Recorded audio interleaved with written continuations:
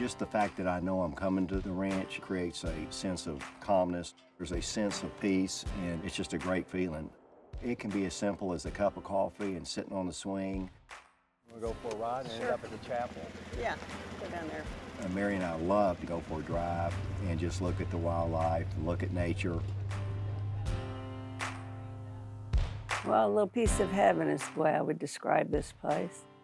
At one point, Mike and Ty turned around and looked at me and said, well, what do you want to add to this place?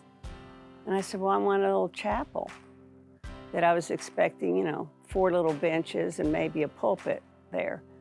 And Ty said, oh, no. If you build a chapel, it has to be enclosed. The hogs will just tear it apart. So out of that grew an actual stone chapel. It's just a lovely place to be.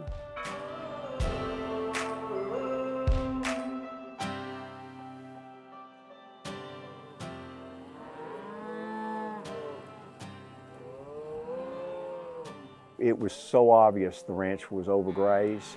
We sold all the cattle, within the first 6 months. And we did not bring cattle back to the ranch until 2015. And so it was in desperate need of a rest. And it got that, and we could watch the land come back. That was probably one of the first things that we noticed.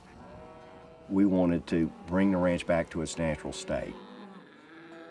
And so the Terry family started with the vision, and it was really my job to plug in and put the right people in the right seat on the bus.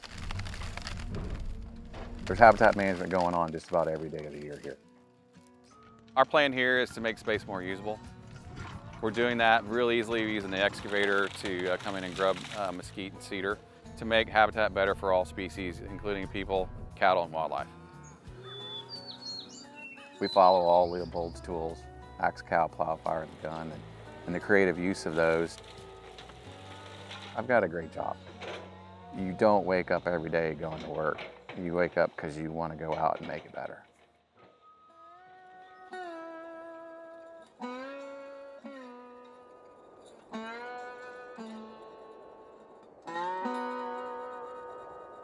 We had to come in and take out the mesquite and the cedar, and it allows the turkey a place to land and or take off. Grasses are coming in strong. There are a lot of ranches that apply Leopold's tools of wildlife management, but what really makes the MT7 ranch stand out is learning from what they do and then sharing that information with research groups, universities, our agency. We probably had 35, 40, 50 turkey. Now we know that we've got 500, 600, 800 plus, so we're going in the right direction. If you put the land first, everything sort of falls in place. You see wildlife improvement. It's the little things for us. Bluebird boxes or the wood duck boxes, and just seeing the numbers grow each year. And all of that is saying we're doing something right. That just lights the fire every time something like that happens, and it just wants us to do more and to be more involved. It's easy to get excited.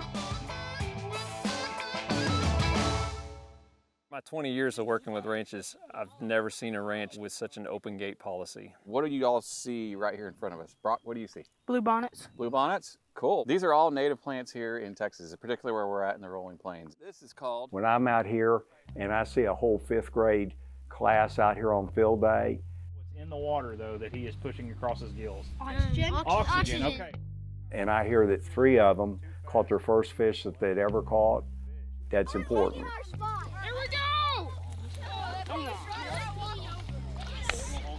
If we can enhance the land through teaching and through execution of core principles, that's important to us.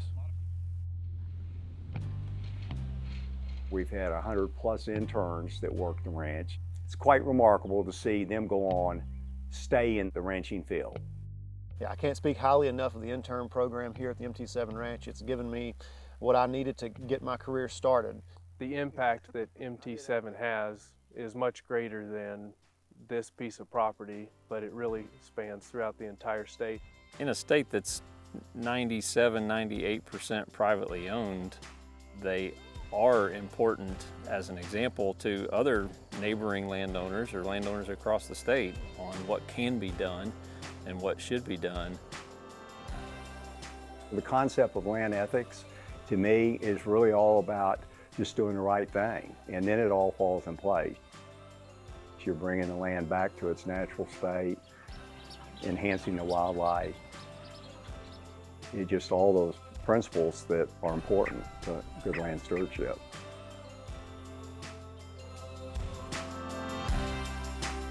This is a place that brings family together. And we learn together here, we experience great laughs, you know, and just have a great time.